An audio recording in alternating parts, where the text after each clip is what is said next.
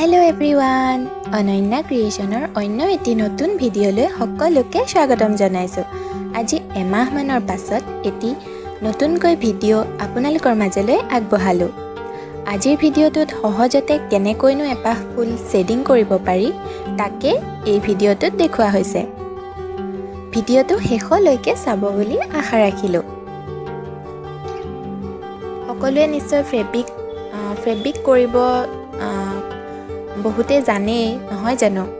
মই আজি এই ফেব্ৰিকেৰে কেনেকৈ শ্বেডিং কৰি এপাহ ধুনীয়া ফুল আপোনালোকে আপোনালোকৰ কাপোৰ এযোৰ বা এনেকৈ গাৰু কভাৰ আদি ফুল কৰিব পাৰে। আচলতে শ্বেডিং কৰি ফুলপাহ যদি বনোৱা হয় তেতিয়া দেখিবলৈ খুবেই ধুনীয়া লাগে।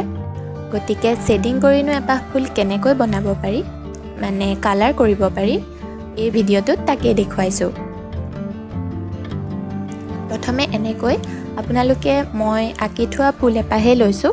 আপোনালোকে ফুল এপাহ এনেকৈ বহীত আঁকি ল'ব। প্ৰথমে আঁকি পেলাই এনেকৈ কাপোৰত ফ্ৰেমটো লগাই ওলোটাকৈ এনেকৈ ফুলপাহ আঁকি ল'ব। দেখিছেনে মই কেনেকৈ ফুলপাহ কাপোৰত আঁকি লৈছোঁ? আপোনালোকে এনেদৰে আঁকি ল'ব, তেতিয়া সহজতে ফুলপাহ আঁকিব পাৰিব। এতিয়া এই ফ্ৰেমটো খুলি আকৌ চিধাকৈ লগাই ল'ম।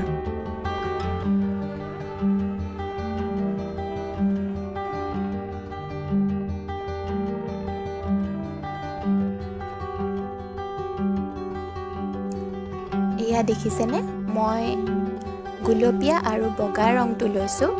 এফালে মই ব্ৰাছডালৰ এফালে মই বগা ৰংটো লগাই লৈছোঁ।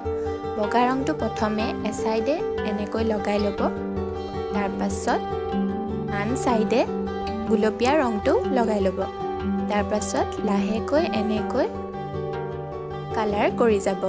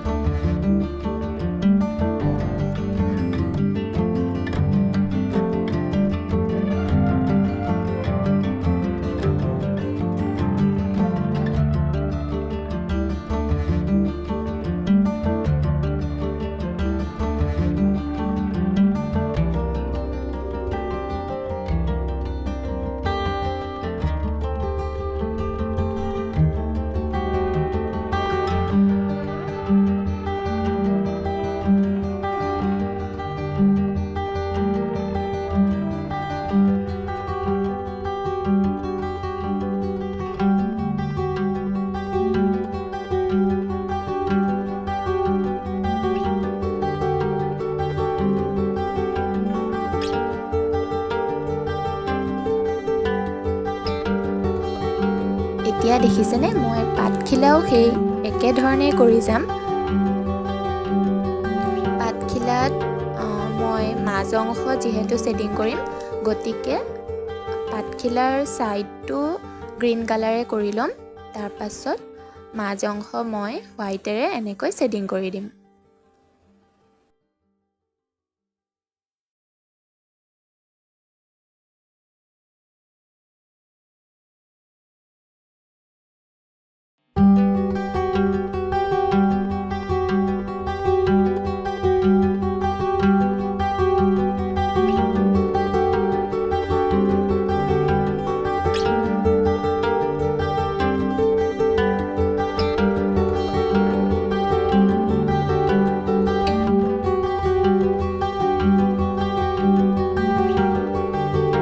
আপোনালোকে এনেকৈ ফুলপাহত গ্লিটাৰ ব্যৱহাৰ কৰিব পাৰে।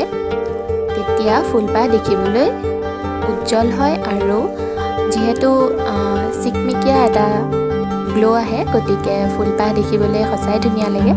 আপোনালোকে এনেকৈ কাপোৰ এযোৰ বনাওঁতে এনেকৈ গ্লিটাৰ ব্যৱহাৰ কৰিব পাৰে। মই ফুলপাহ ধুনীয়া দেখাবৰ বাবে আপোনালোকক গ্লিটাৰটো ব্যৱহাৰ কৰি দেখুৱাই দিলোঁ।